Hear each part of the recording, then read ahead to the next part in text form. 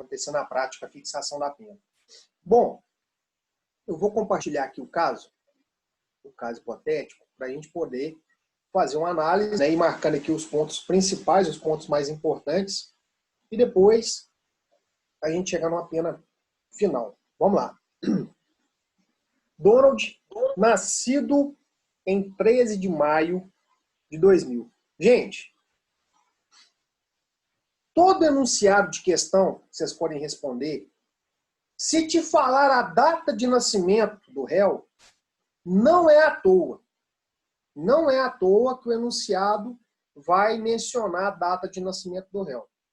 Certo? Então fique muito atento, porque quando menciona a data de nascimento do réu, dois motivos, né? Ou esse réu vai ser maior de 70 anos na data da sentença, ou menor de 21 na data da prática do fato criminoso. Então fique atento a isso. Falou a data de nascimento do réu, já fique em alerta.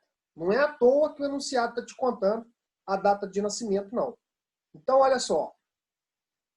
Falou aí a data de nascimento do réu, né, ele é nascido em 13 de maio de 2000, responde à ação penal por ter surpreendido Margarida na data de 15 de dezembro de 2019.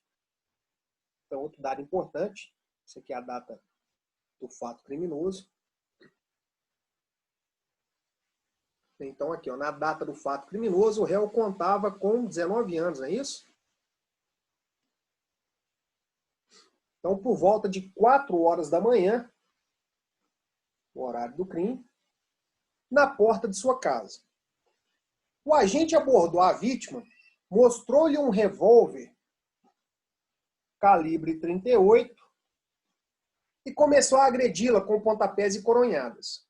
A intenção era subtrair o veículo da vítima para fugir de um assalto a uma farmácia que havia cometido minutos antes. Na fuga, Donald ainda atirou em Margarida, acertando-lhe a perna, causando-lhe lesões leves. O veículo foi encontrado 2 dias depois do roubo, completamente carbonizado. A vítima não possuía seguro do automóvel.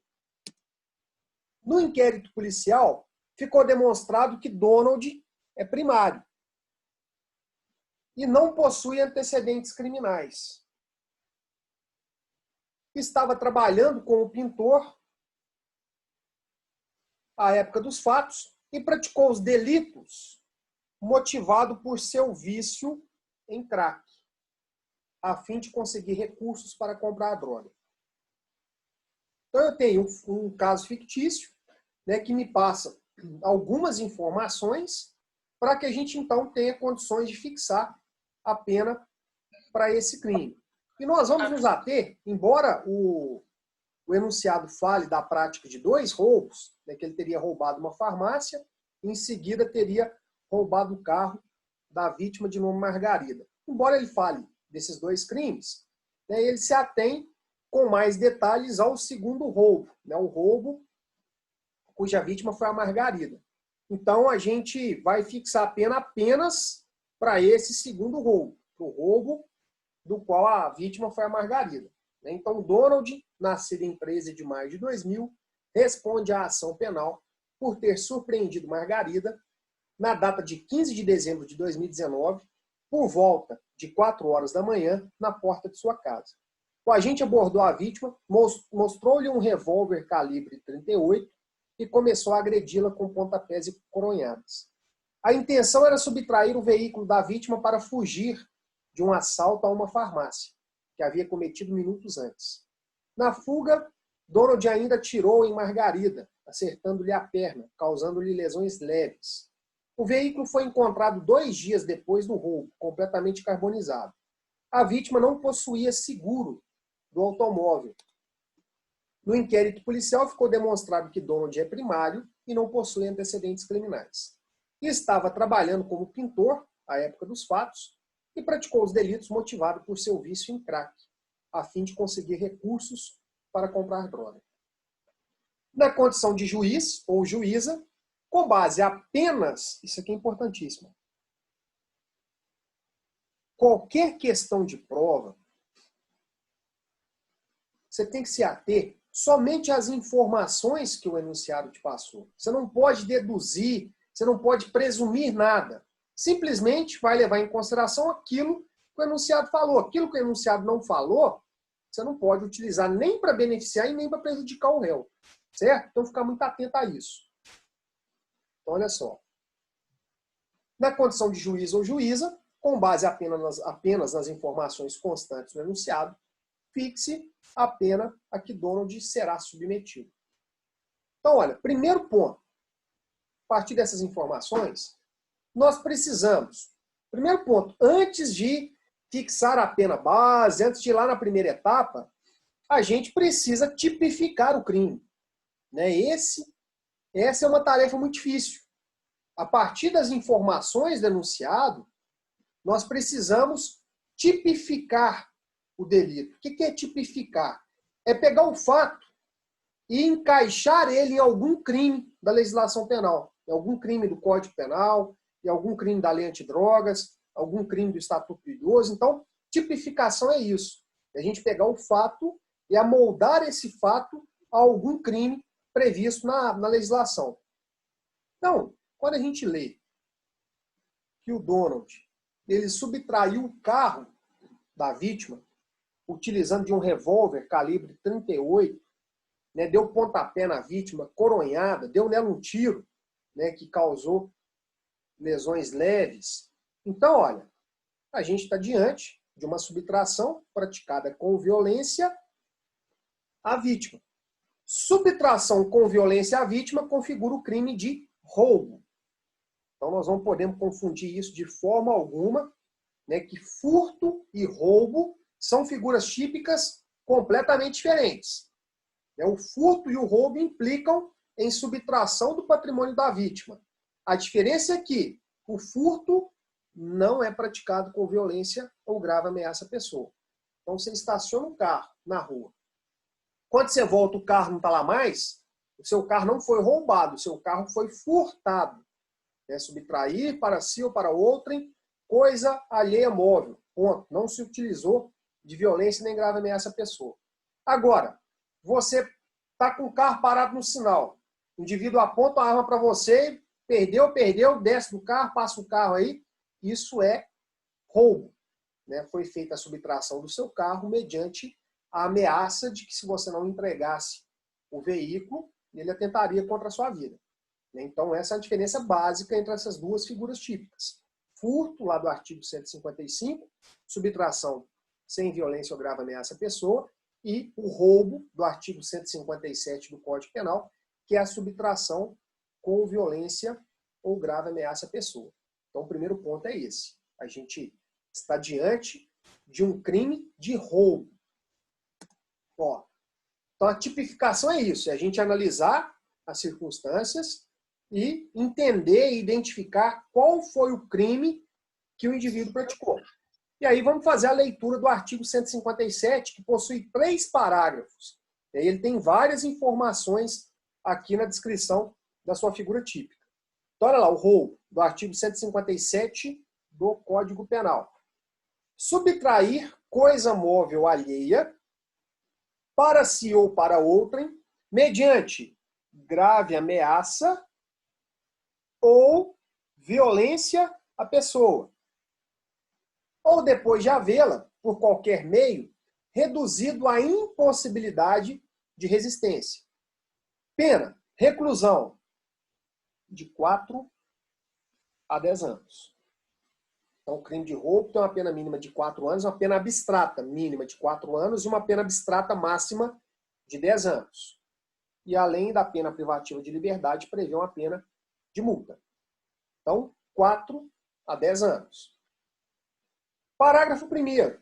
Na mesma pena incorre quem, logo depois de subtrair da coisa, emprega violência contra a pessoa ou grave ameaça, a fim de assegurar a impunidade do crime ou a detenção da coisa para si ou para terceiro. O parágrafo 1º vai falar assim, olha, o sujeito foi lá, ele queria praticar um furto, ele foi lá e furtou a coisa da vítima. Mas a vítima chegou, de repente. E para ele manter a posse da coisa que ele subtraiu da vítima, aí ele ameaça ou agride essa vítima. Então é um roubo impróprio. Ele utiliza da violência ou da grave ameaça depois da subtração. É um roubo próprio, ele primeiro ameaça ou agride para depois subtrair. O parágrafo 2º é o inverso. O parágrafo 1º, aliás, é o inverso. Parágrafo 2º. A pena aumenta-se de 1/3 até a metade. Então, eu estou diante aqui no parágrafo 2º de uma causa de aumento de pena. O inciso 1 foi revogado. Inciso 2. Se há o concurso de 2 ou mais pessoas. Então, no crime de roubo, se ele foi praticado por uma pessoa, beleza, a pena aplicada é essa de 4 a 10 anos. Se ele foi praticado por 2 ou mais pessoas, vai incidir uma causa de aumento de pena. Essa pena vai ser aumentada de 1/3 até a metade. Inciso 3. Se a vítima está em serviço de transporte de valores e o agente conhece tal circunstância, né? Roubo de carro forte, vai incidir nessa causa de aumento de pena. Inciso 4. Se a subtração for de veículo automotor que venha a ser transportado para outro estado ou para o exterior. Não é o caso do nosso enunciado. Se o enunciado tivesse falado que o Donald roubou o carro da Margarida e levou ele para o estado da Bahia, para o estado de São Paulo, para o estado do Rio, ou levou ele lá para o Paraguai, ele incidiria nessa causa de aumento de pena. Mas o enunciado não falou nada. Então, cuidado, é aquela informação, né, de que se o enunciado não constou, não falou, não te avisou sobre isso, você não vai inventar na sua cabeça. Ah, mas ele roubou, ele poderia ter ido para outro estado. Está isso expressamente escrito no enunciado? Não. Então, não tem essa causa de aumento de pena. Vamos continuar aqui no inciso 5. Parágrafo 2º, inciso 5 do artigo 157. Se o agente mantém a vítima em seu poder, restringindo a sua liberdade. Se o réu faz a vítima de refém, incide essa causa de aumento de pena. Não foi o caso também. Não falou nada sobre refém. Inciso 6. Se a subtração for de substâncias explosivas ou de acessórios que, conjunta ou isoladamente, possibilitem sua fabricação, montagem ou emprego. Isso aqui vai subtrair, por exemplo, vai roubar dinamite para poder depois estourar a caixa eletrônica. Então, por isso que tem essa causa de aumento de pena. Também não se aplica ao nosso caso. Inciso 7. Se a violência ou grave ameaça é exercida com emprego de arma branca. Não, fala que ele utilizou para praticar o crime, foi um revólver 38, não foi arma branca. Então, do parágrafo 2º aqui, não se configurou, não apareceu nenhuma causa de aumento de pena. Agora, olha só, além do parágrafo 2º, existe o parágrafo 2º-A. A pena aumenta-se de 2/3. Então, tem uma outra causa de aumento de pena aqui. Inciso 1. Se a violência ou ameaça é exercida com emprego de arma de fogo. Opa!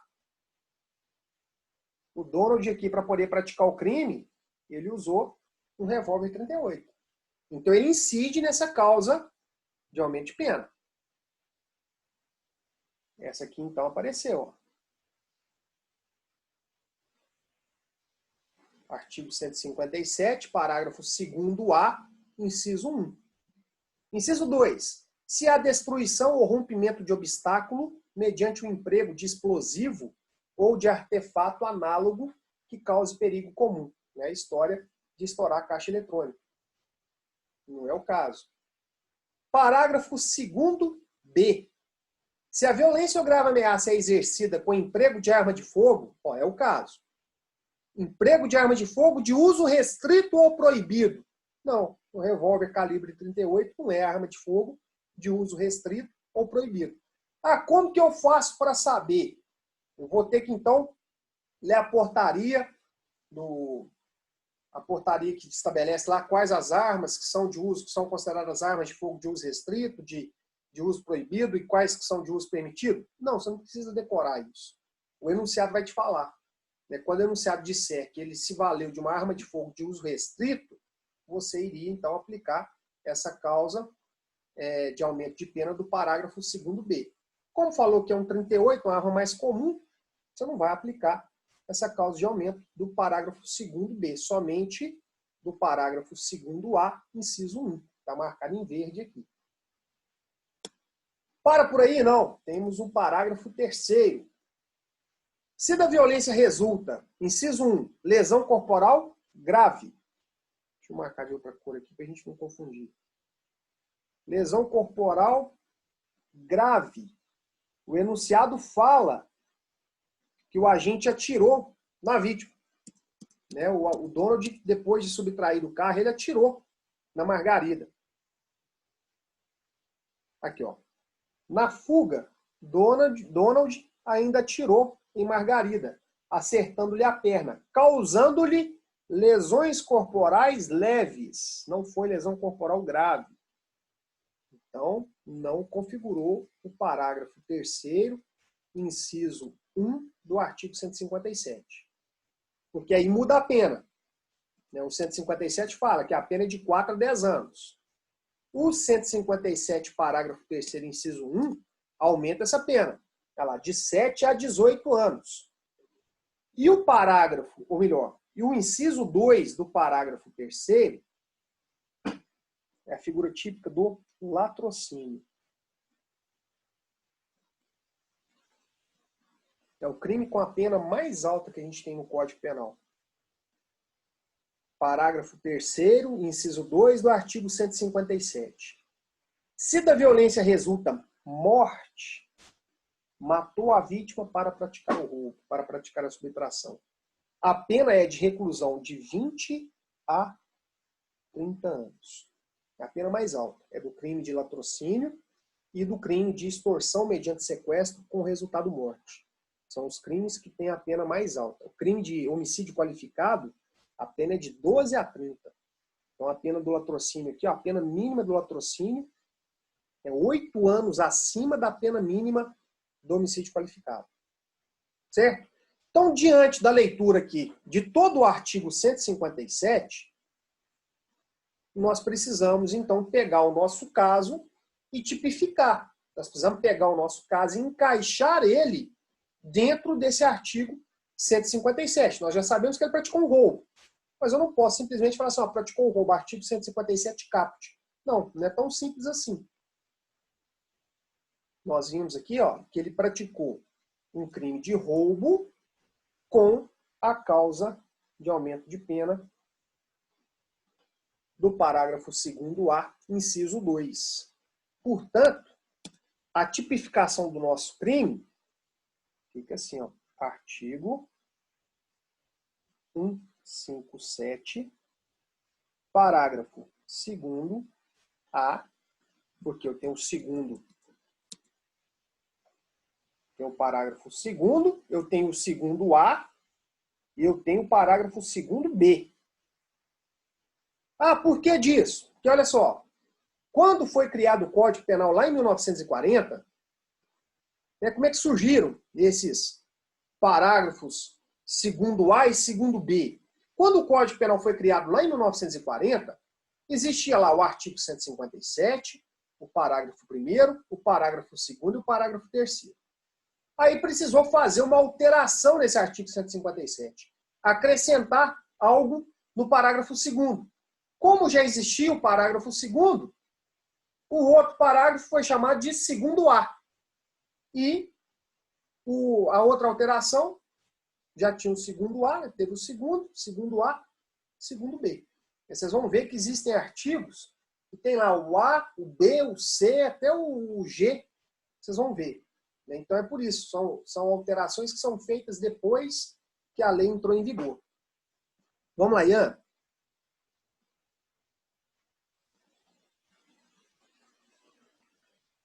Boa pergunta. A pergunta do Ian é a seguinte. Se um crime de homicídio... Então vamos lá. Se um crime de homicídio antecede um crime de furto, como é tipificado? Boa pergunta. Deixa eu fazer só um parênteses aqui, para poder responder essa pergunta sua, que é o seguinte. E outro detalhe, gente. Outra coisa importante na tipificação. Para eu tipificar, né, para a gente entender qual o crime que o sujeito praticou, nós temos que levar em consideração um elemento principal, a intenção do sujeito. Eu tenho que buscar qual foi a intenção. Isso no caso concreto, né? Então, a partir do depoimento das testemunhas, se tiver vítima, a partir do depoimento da vítima, se o sujeito confessar, a partir da confissão dele. Então, eu tenho que buscar ali provas, indícios, elementos que me fazem entender qual era a real intenção do sujeito quando eu estiver diante de um crime doloso. Então, olha, o Ian passa para nós que a intenção do sujeito era matar, e depois que ele matou, a vítima estava lá esticada no chão, ele falou só, a vítima está com um relógio bacana no braço. Deixa eu pegar esse relógio aqui para mim. Então, olha, ele não praticou o latrocínio, ele não matou para roubar o relógio. Porque se ele aponta a arma para a vítima, fala assim, olha, passa um relógio aí, passa um relógio. A vítima tenta reagir. E ao reagir, ele atira e mata a vítima e subtrai o relógio, então ele praticaria o crime de latrocínio, né, que é o roubo com resultado morte. Então ele praticaria o crime do artigo 157, parágrafo 3º, inciso 2. Mas nesse caso que o Ian fala para nós aqui, não é um crime de latrocínio. Ele queria matar a vítima. Né, e ele saiu de casa com a intenção de matar a vítima. Eles eram inimigos, já tinham brigado várias vezes, um tinha ameaçado o outro de morte, e aí ele se depara com a vítima e mata a vítima. Depois que ele mata a vítima, deixa eu fazer um parênteses aqui para poder explicar isso, depois a gente volta no nosso caso. Depois que ele mata a vítima, olha só, crime de homicídio está lá no artigo 121.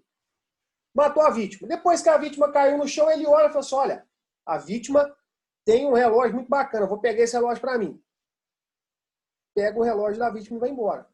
Então, eu vou falar assim, olha, crime do artigo 121, lembra do C/C? Combinado com o artigo 155. Então, eu tenho dois crimes. Eu tenho o homicídio e depois do homicídio, eu tenho o furto. Então, eu vou colocar os dois crimes. Então, eu tive dois crimes praticados. Duas intenções diferentes. A intenção de matar a vítima e a intenção de subtrair o relógio da vítima depois que ela foi morta. Então, são duas intenções diferentes. Agora, se ele mata a vítima com a intenção de subtrair o relógio, ele responderia pelo 157, parágrafo 3º, inciso 2, que seria o crime de latrocínio. Ok? Então, gente, toda vez que for tipificar um crime doloso, vocês sempre vão buscar a informação do denunciado de qual era a intenção do agente. Ele queria o quê com aquela conduta criminosa dele? Qual que era o desejo dele?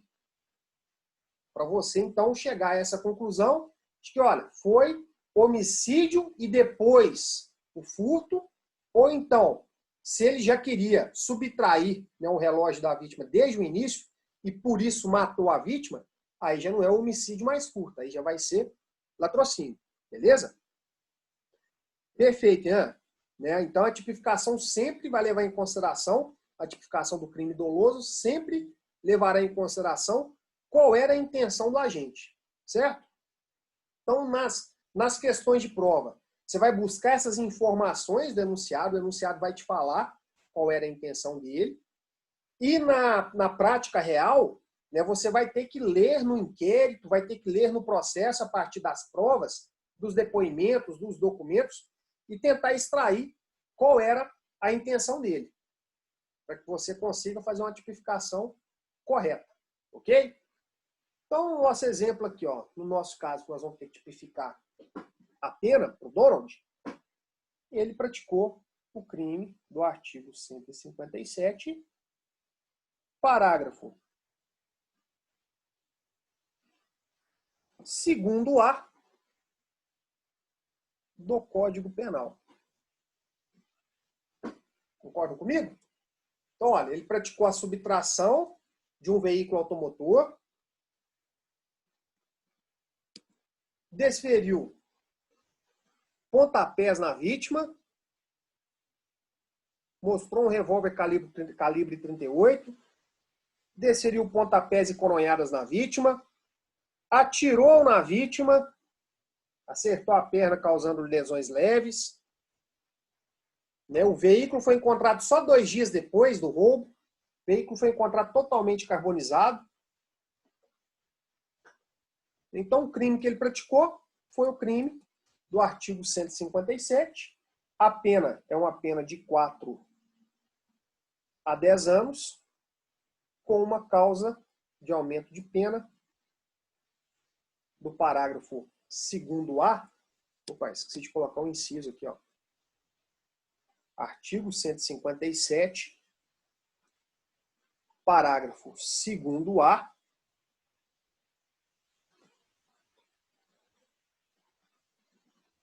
Inciso 1 do Código Penal. Então, essa é a nossa tipificação. Esse foi o crime que ele praticou.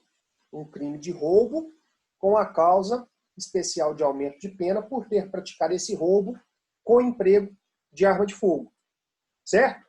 Então, se a gente já tipificou o crime, nós precisamos ir na primeira etapa da fixação da pena.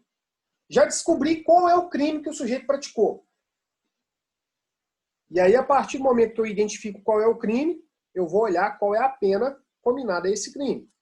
Já olhamos lá no artigo 157 que a pena é de 4 a 10 anos. Beleza. Então, olha, eu tenho o limite mínimo de 4 anos e o limite máximo de 10 anos, mais multa. Então, são 2 penas. Pena de prisão, pena privativa de liberdade, mais a pena de multa. 2 penas.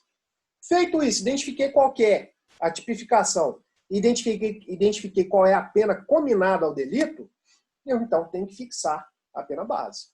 Como que eu faço para fixar a pena base?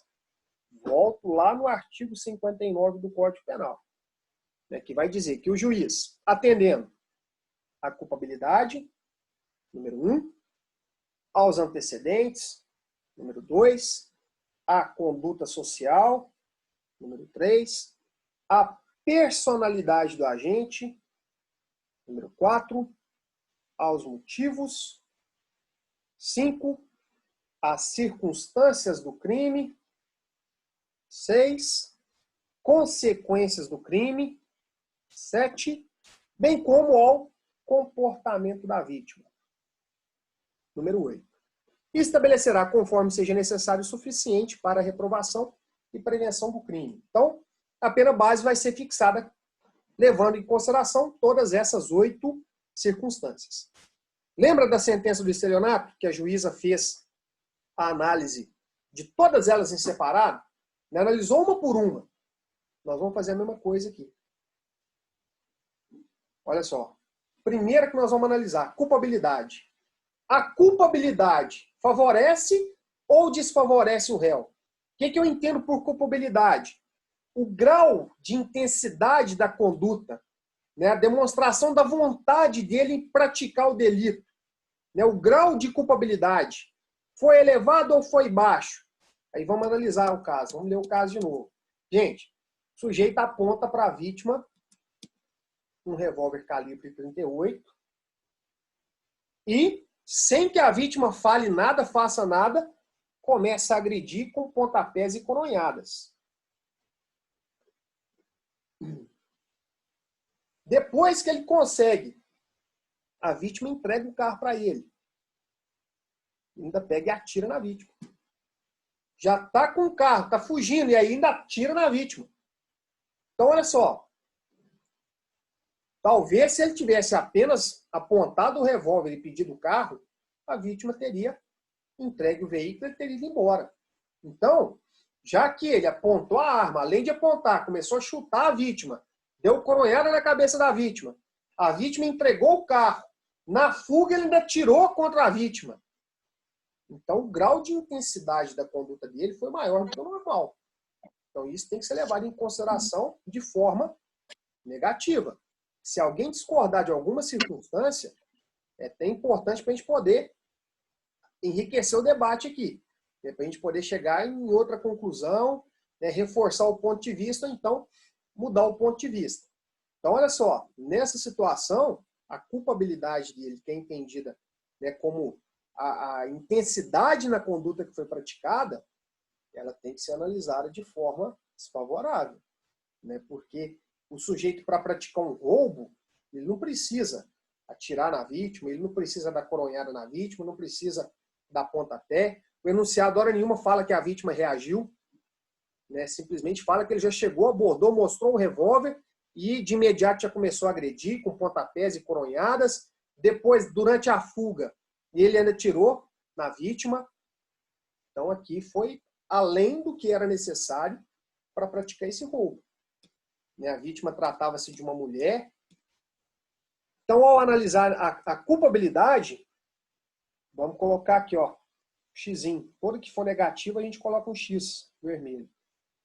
Culpabilidade negativa. Antecedentes criminais. O réu tem antecedentes criminais?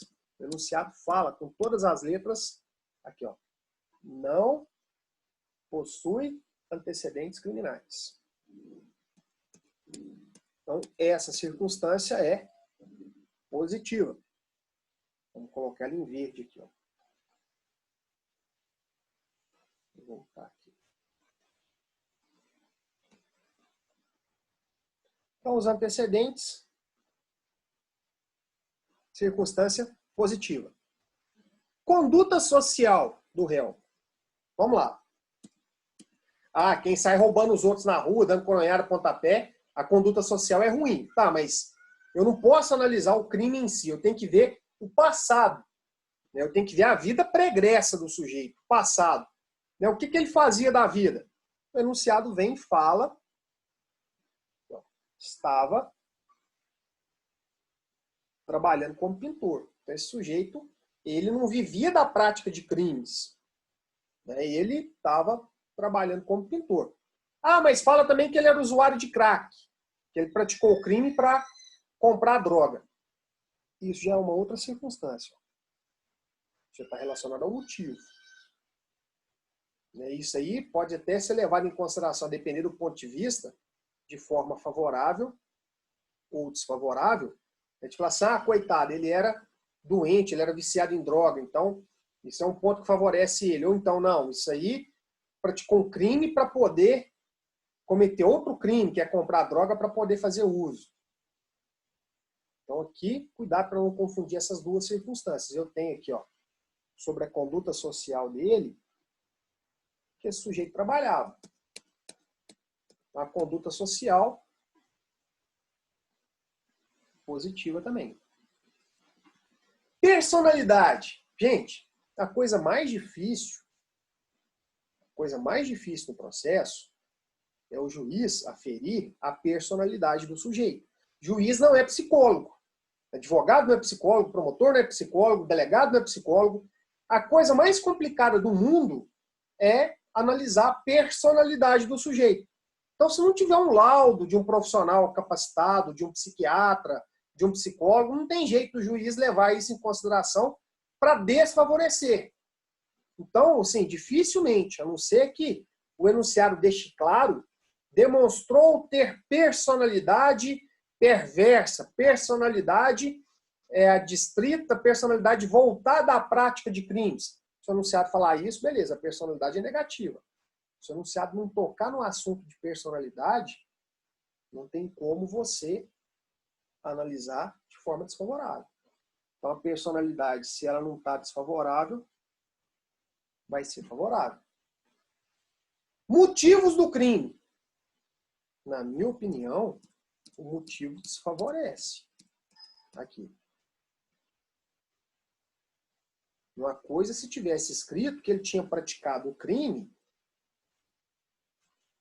para comprar alimento para o filho menor que estava passando fome, né? Se ele tivesse praticado um crime por algum outro motivo que fosse entendível, justificável, né? Nenhum motivo vai justificar a prática de um crime.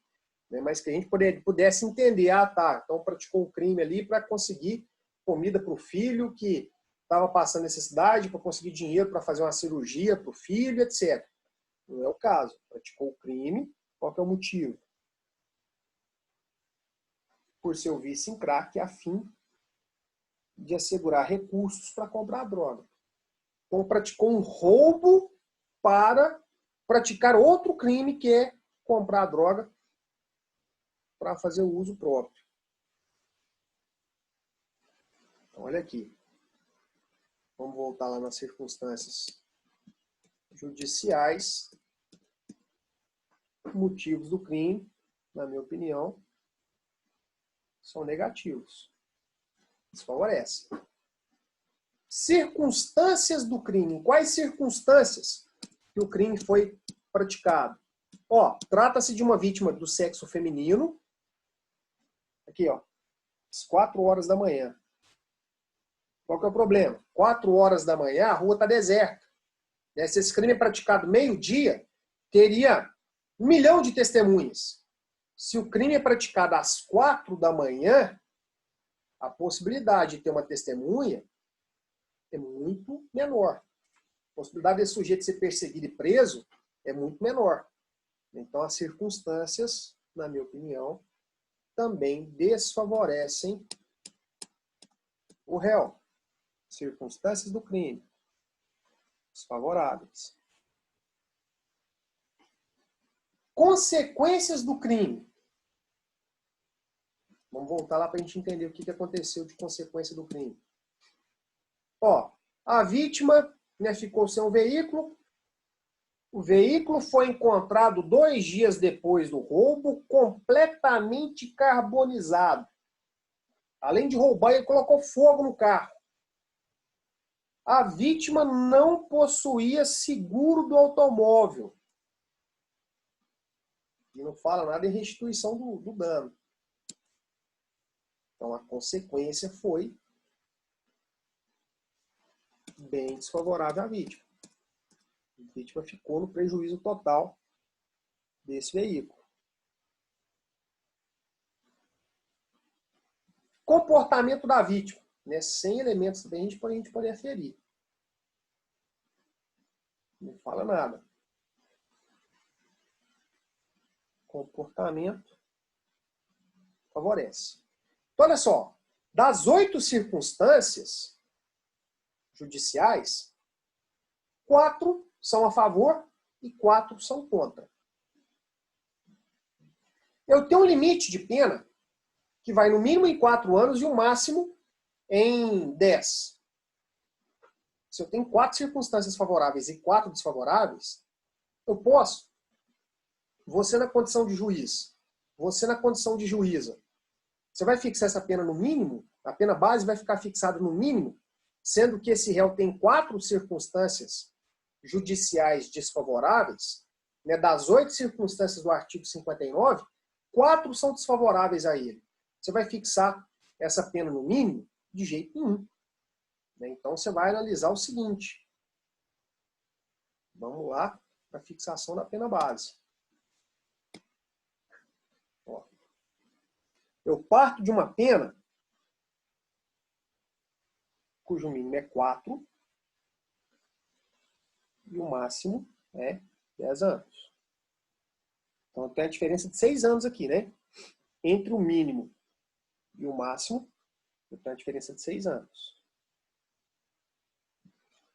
Se eu tenho 4 favoráveis e 4 desfavoráveis, uma anula a outra, nada disso. Cuidado. Na pena base, cuidado.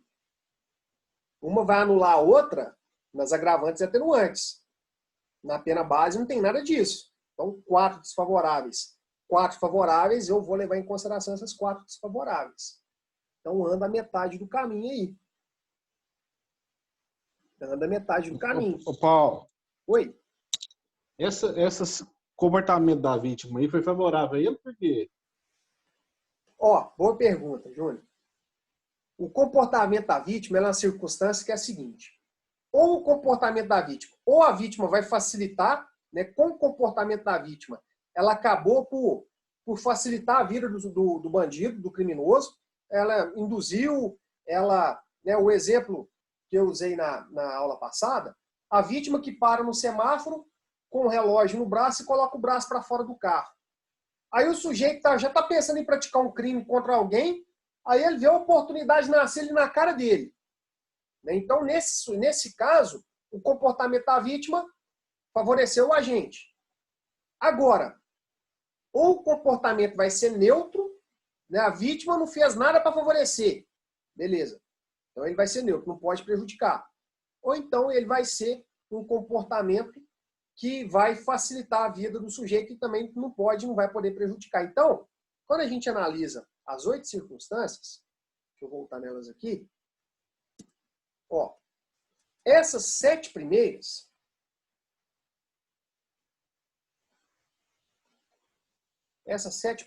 podem ser favoráveis ou desfavoráveis.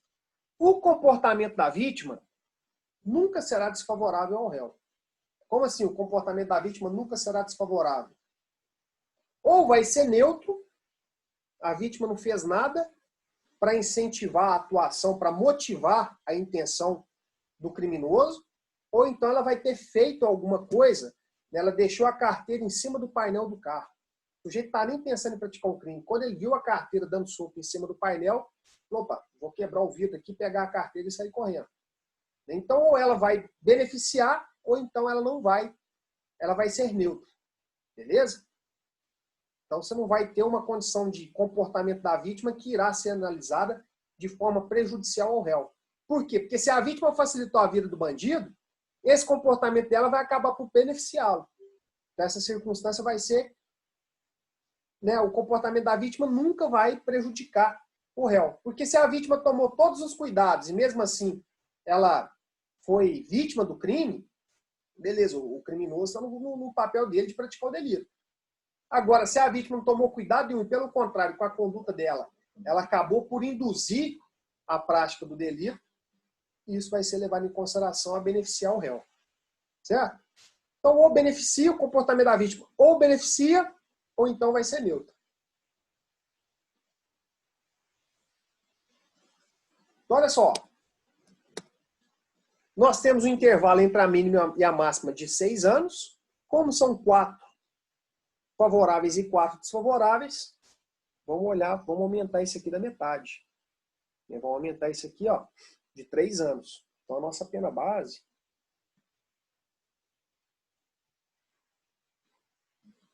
vai ser fixada em 7 anos. Entenderam o raciocínio? Eu não posso fixar no mínimo porque eu tenho 4 circunstâncias desfavoráveis. Não posso fixar no máximo também porque eu tenho 4 circunstâncias que não são negativas. Antecedentes, conduta social, personalidade e comportamento da vítima. E isso, hora nenhuma, prejudicou o réu. Então, também não posso fixar no máximo. Como eu tenho a metade favorável e a outra metade desfavorável, vamos rachar a razão aqui.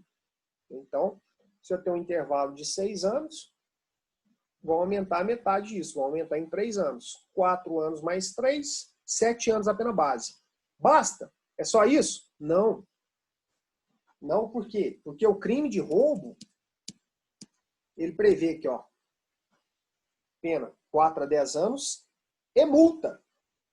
Então, quando eu fixo a pena base privativa de liberdade, eu tenho que fixar a pena base de multa também. Como que eu faço para fixar a pena base de multa? Olha lá, fixação da pena de multa está no artigo 49.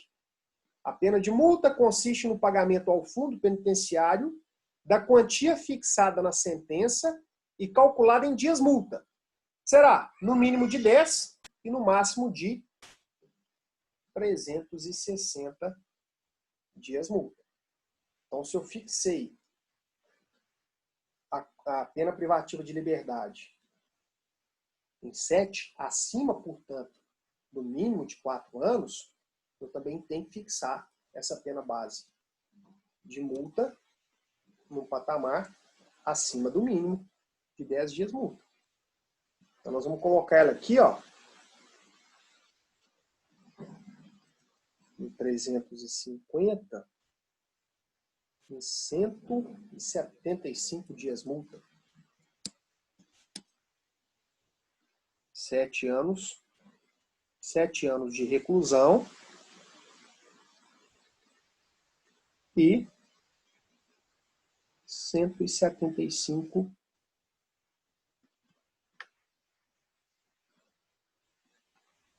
dias multa. Ah, não entendi o raciocínio para poder fixar os dias multa.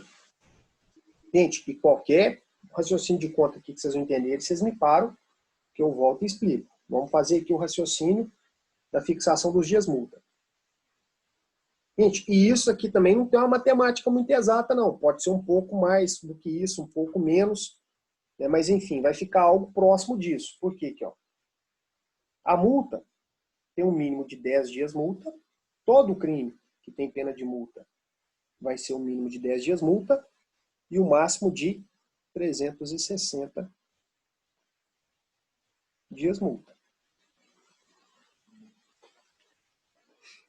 Ó, se eu fixei a pena, que era mínima de 4, máxima de 10, no meio, né, no valor intermediário de 7 anos, a mesma coisa eu vou fazer com a pena de multa.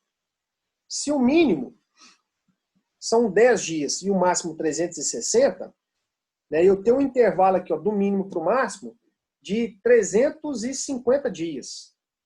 A metade de 350 vai ser 175 dias multa. Certo? Então, essa pena base nossa ficou fixada em 7 anos de reclusão e 175 dias multa. Tá pronto? Tá feita a pena? Tá resolvida a pena? Não, nós passamos só pela primeira etapa. Fixamos apenas a pena base. Temos que avançar para a segunda etapa agora, que é a análise de agravantes e atenuantes. Circunstâncias agravantes. Vamos ver se a gente acha alguma circunstância agravante aí no nosso caso. Né? Vamos analisando aqui uma por uma. A que tiver presente eu vou riscar ela de vermelho. São circunstâncias que sempre agravam a pena quando não constituem ou qualificam o crime. Reincidência. O réu é reincidente? Não. Olha aqui, ó.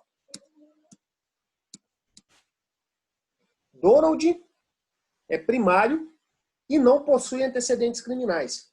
Então ele não é reincidente. Ele é primário. Ter o agente cometido o crime por motivo fútil ou motivo torpe. O motivo fútil é um motivo bobo. É um motivo muito pequeno. O motivo torpe é um motivo repugnante. Ele fala lá que ele praticou o crime porque ele queria comprar crack. O que é o problema? Como nós já levamos isso em consideração de maneira negativa, olha aqui, ó. Motivo do crime. Já foi analisado aqui, ó, para aumentar a pena base. Nós não podemos analisar isso de novo para prejudicar ele, não. Então, não posso considerar o crime ter sido praticado por motivo torpe, nem por motivo fútil. Já analisei isso lá na pena base. Letra B. Para facilitar ou assegurar a execução, a ocultação, a impunidade ou a vantagem de outro crime. Por que eu estou marcando isso aqui em vermelho? Volta lá no enunciado. Olha só. A intenção era subtrair o veículo da vítima para fugir de um assalto a uma farmácia que havia cometido minutos antes.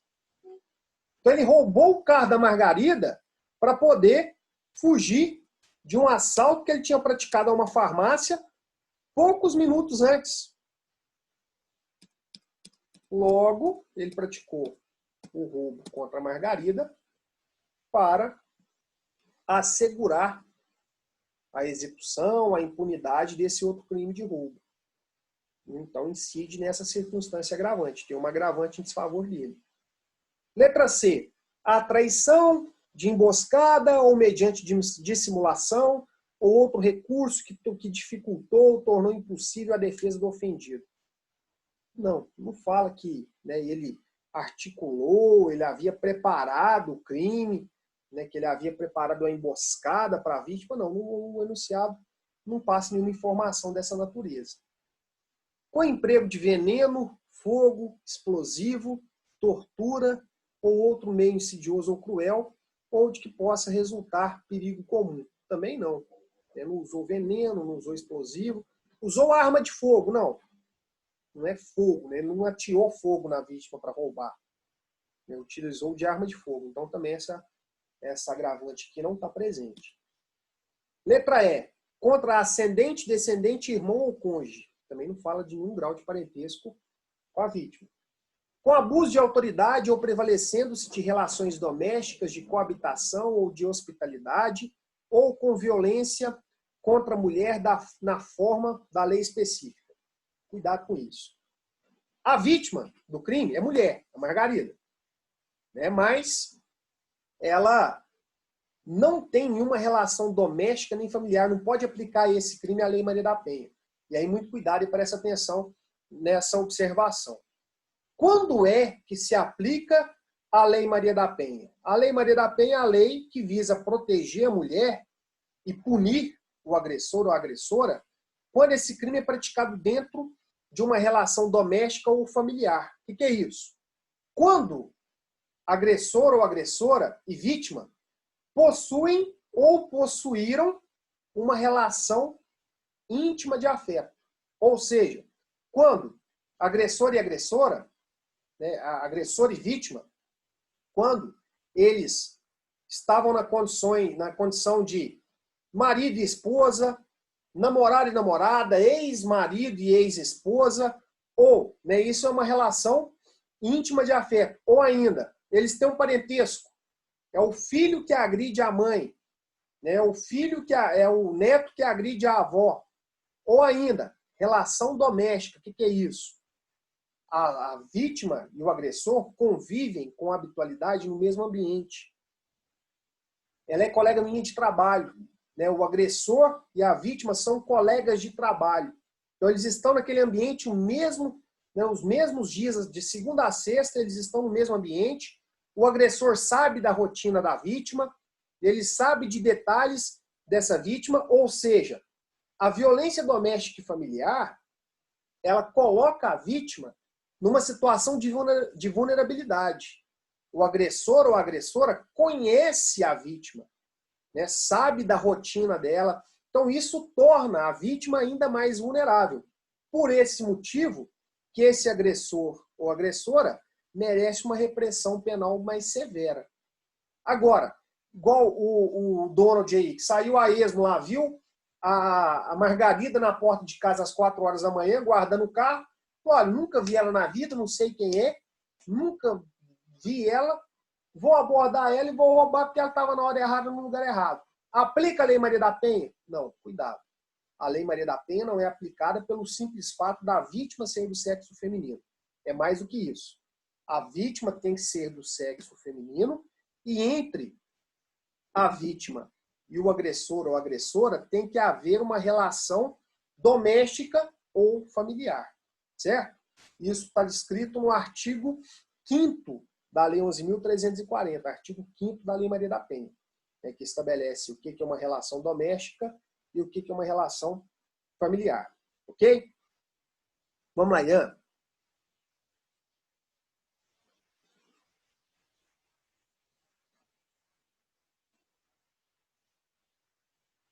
Calma que nós vamos chegar nesse tópico de condenar o réu a pagar o valor do prejuízo da vítima. Calma que nós vamos analisar isso também. Calma que é algo que foi acrescentado ao Código de Processo Penal que o juiz pode fixar isso. Né? O Ian me perguntou aqui em qual momento, em qual circunstância, né, que o juiz determinaria que o réu teria que devolver o valor do prejuízo à vítima. Então, depois que a gente finalizar a pena, a gente vai passar para essa análise, que é a reparação do dano. Ok? Então, com relação às circunstâncias agravantes, embora ele tenha praticado um crime contra a mulher, não se trata de violência contra a mulher na forma da Lei Maria da Penha. Letra G. Com abuso de poder ou violação de dever inerente a cargo, ofício, ministério ou profissão. Também não é o caso. Contra criança maior de 60 anos, enfermo ou mulher grávida. Também não é o caso. Não fala a idade da Margarida. Se não fala, eu não posso adivinhar. Eu não posso tentar presumir. Né? E não fala também que ela estava grávida. Letra I. Quando o ofendido estava sob a imediata proteção da autoridade. Tem nada disso também. Letra J. Em ocasião de incêndio, naufrágio, inundação ou qualquer calamidade pública ou de desgraça particular do ofendido. Também não tem essa informação. E por último, letra L. Em estado de embriaguez pré-ordenada. Ele também não tem essa informação de que ele havia ingerido bebida alcoólica para criar coragem para praticar o crime. Então, a única circunstância agravante presente é a da letra B. Praticou o crime de roubo para assegurar a execução e a impunidade do crime que ele tinha praticado lá na farmácia. Circunstâncias atenuantes. Existe alguma circunstância atenuante? Lembra? Eu disse, quando o enunciado te apresenta a idade do agente, do autor do crime, desconfie. Desconfie disso. Não é à toa. Então, olha, quando a gente analisa aqui a idade dele, né, ele é nascido em 13 de maio de 2000. Então, no dia do crime, no dia 15 de dezembro de 2019, ele tinha 19 anos. Portanto, menor de 21. Se ele é menor de 21, ele faz jus a essa circunstância atenuante. Inciso 2 do artigo 65. Desconhecimento da lei. Não falou nada disso. E esse cara tem certeza que ele sabia que praticar roubo é crime. Ter o agente. Letra A. Cometido o crime por motivo de relevante valor social ou moral. Roubar os outros para comprar crack nunca foi motivo de relevante valor social nem moral. Procurado por sua espontânea vontade e com eficiência, logo após o crime, evitar-lhe ou minorar-lhe as consequências ou ter antes de julgamento reparar o dano. Pelo contrário, ele pôs fogo no carro da vítima. Cometido o crime sob coação a que podia resistir ou em cumprimento de ordem de autoridade superior ou sob a influência de violenta emoção provocada por ato injusto da vítima. Também não tem nada disso. Confessado espontaneamente perante a autoridade a autoria do crime. Não tem essa informação. Se ele confessou, se ele negou o crime, então não posso presumir nada. Letra E. Cometido o crime sob a influência de multidão, em tumulto, se não o provocou. Também não. Então, olha. Na segunda fase, eu tenho um agravante, artigo 61, inciso 2, letra B.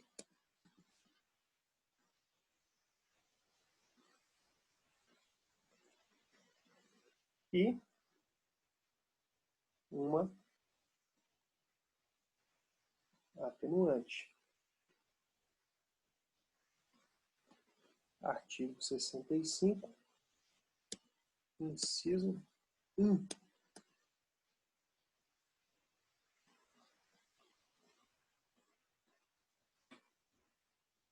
Então, olha, nós temos uma pena base, que está fixada em 7 anos de reclusão. 7 anos de reclusão e 175 dias multa.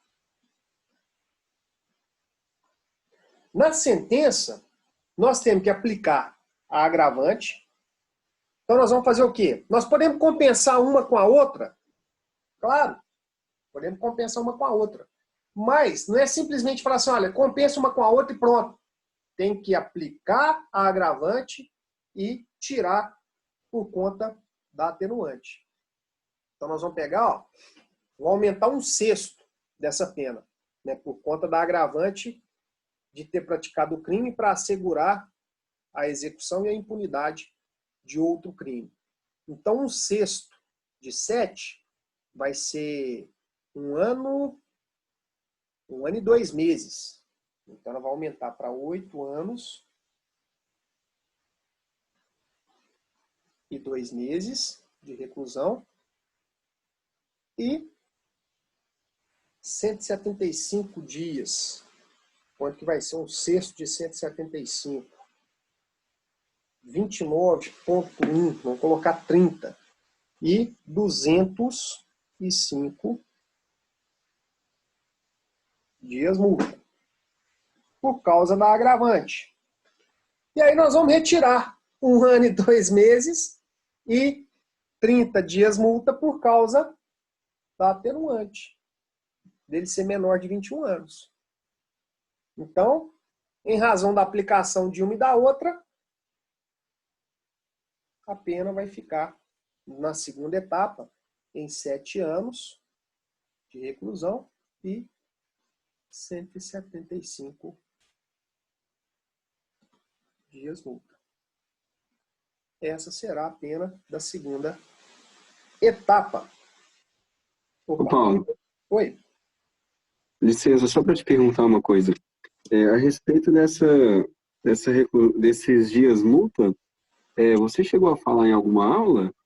Acho que eu não estou lembrado muito bem. Não, na verdade é o seguinte, eu só comentei que a fixação dos dias multa, né, ela se dava com um critério bifásico, que aí o juiz simplesmente ia fixar a quantidade e o valor, simplesmente essas duas fases. Aí, o que é o detalhe?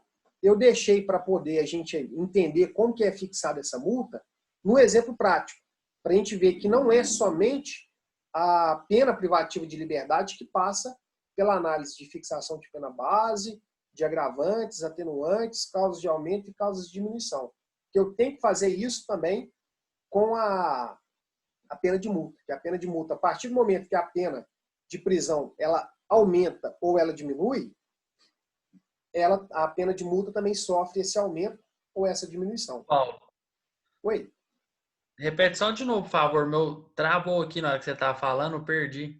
Ó, a pena, eu deixei para poder explicar a fixação da pena de multa no enunciado, para a gente poder entender o seguinte, que fica muito vago quando a gente fala, olha, a pena de multa, o juiz estabelece qual é a quantidade, se vai ser de 10 a 360 dias multa, e qual que vai ser o valor, se vai ser de 1/30 do salário mínimo, ou 100 vezes, deixa eu voltar aqui, eu não passo a informação errada para vocês.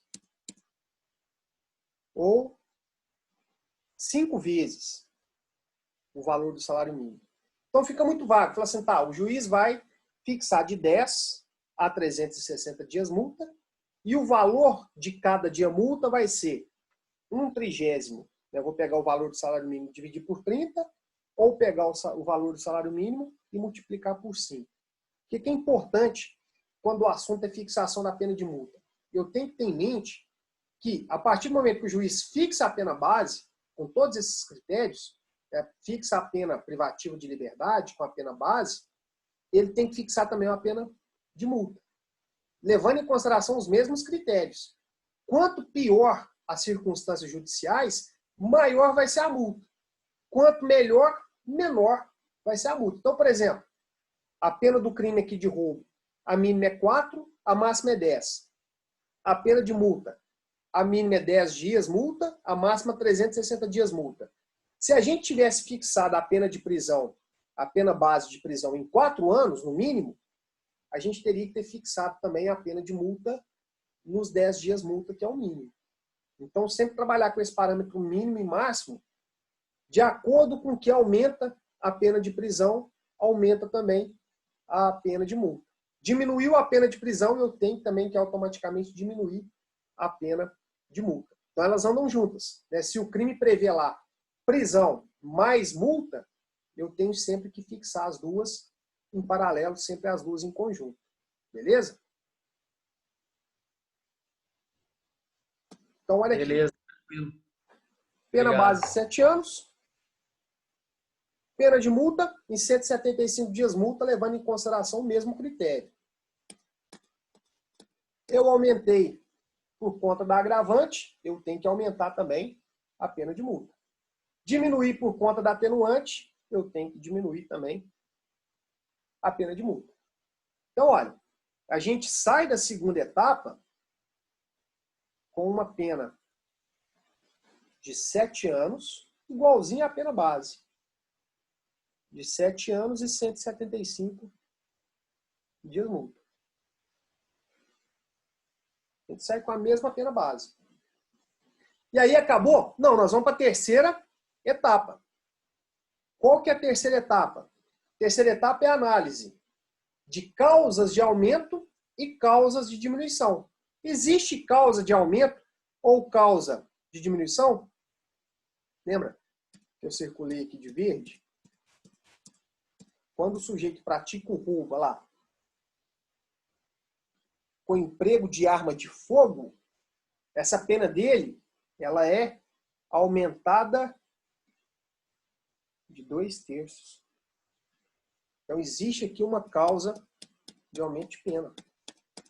Então, na terceira etapa, nós vamos pegar essa pena nossa de 7 anos, 7 anos de reclusão e 175 dias multa, e vamos aumentá-la de 2/3, que é o que determina o parágrafo 2º-A, inciso 1 do artigo 157. Então, quando eu pego 7 anos e aumento 2/3, vamos analisar aqui, ó. 7 anos mais 2/3, 6 dividido por 3, 2 vezes 2, 4. 12 dividido por 3, 4 vezes 2, 8. Então, eu aumento de 4 anos e 8 meses. Como é que você fez essa conta? Ó, 7, se a gente dividir por 3, não vai dar exato. Então, eu vou pegar o 6 e dividir por 3. Vai dar uma conta exata. 6 dividido por 3. Vocês concordam comigo que 7 anos é a mesma coisa de 6 anos e 12 meses? É a mesma coisa. 6 anos e 12 meses é a mesma coisa de 7 anos.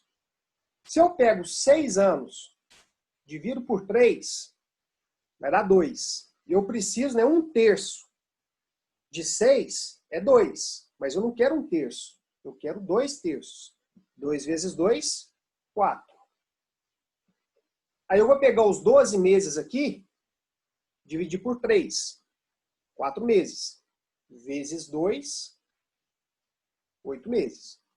Então, 2/3 de 7 anos é igual a 4 anos e 8 meses. Então, eu tenho que pegar 7 anos e aumentar 4 anos e 8 meses. Então, eu vou ter uma pena de 11 anos e 8 meses de reclusão.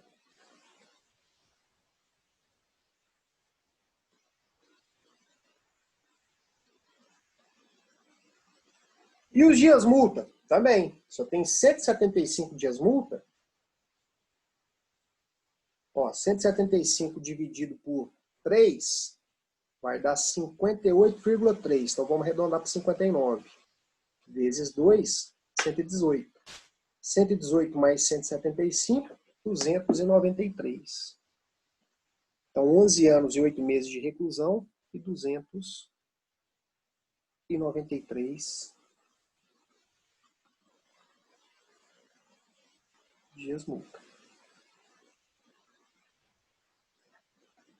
Causas de aumento e causas de diminuição. Eu tenho essa causa de aumento. Eu tenho causa de diminuição? Não. Na nossa tipificação lá, não restou nenhuma causa de diminuição de pena. Então, eu cheguei a uma pena final de 11 anos e 8 meses de reclusão e 293 dias multa. Faz aqui a continha do 6 de novo aí pra mim, por favor. Da pena de prisão, dos 7 anos? 2/3 aí. Beleza, vamos lá, Marcos. Aqui, ó. Abusando da boa vontade. Não, o que é isso? Tranquilo. Aqui, ó.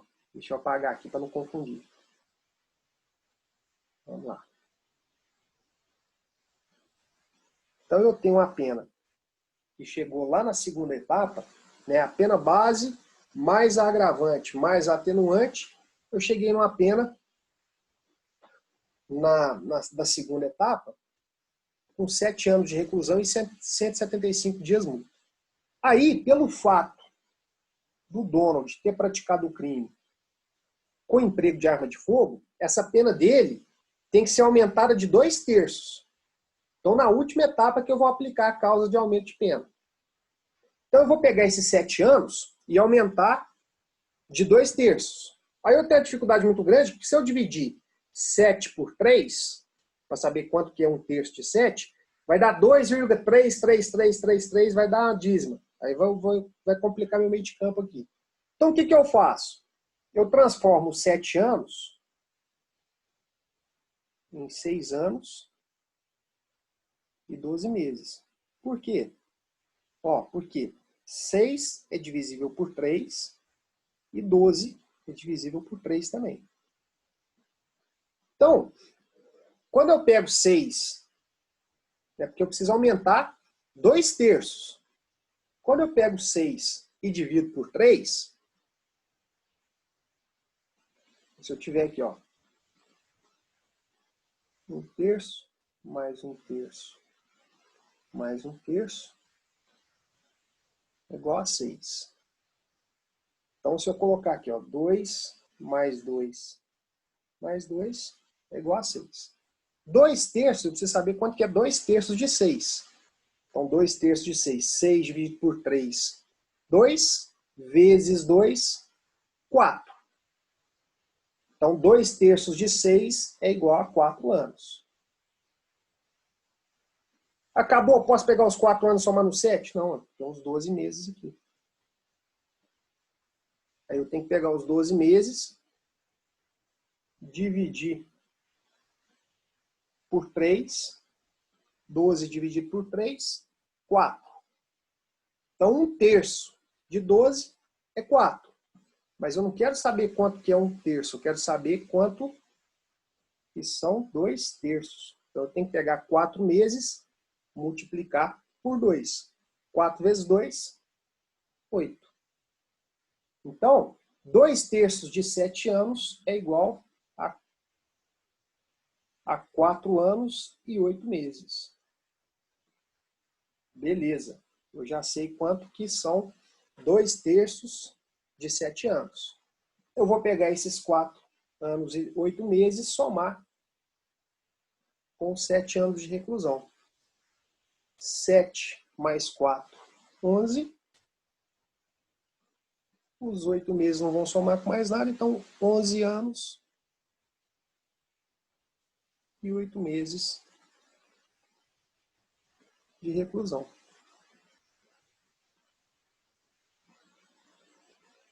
Os 175 dias multa, a mesma coisa.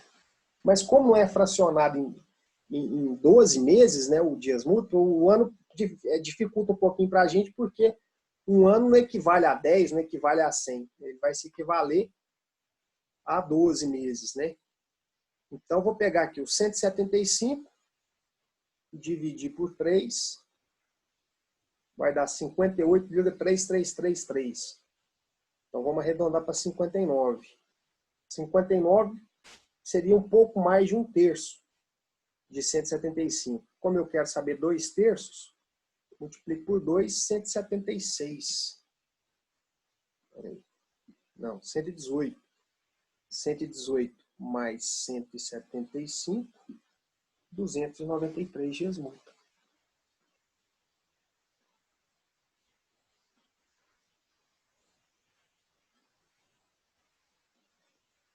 Então, essa é a pena final que eu tenho após a terceira fase. E aí, o que eu tenho que fazer depois da terceira fase? Ó, a pena definitiva é essa. Ó. Essa é a pena definitiva. Fixei a pena base, analisei circunstâncias agravantes e atenuantes, apliquei a única causa de aumento de pena que tinha, cheguei nessa pena final. O que falta fazer? Regime inicial de cumprimento de pena. Fácil, né? Pena é superior a 8 anos, qual que é o regime inicial de cumprimento dessa pena? Fechado. Regime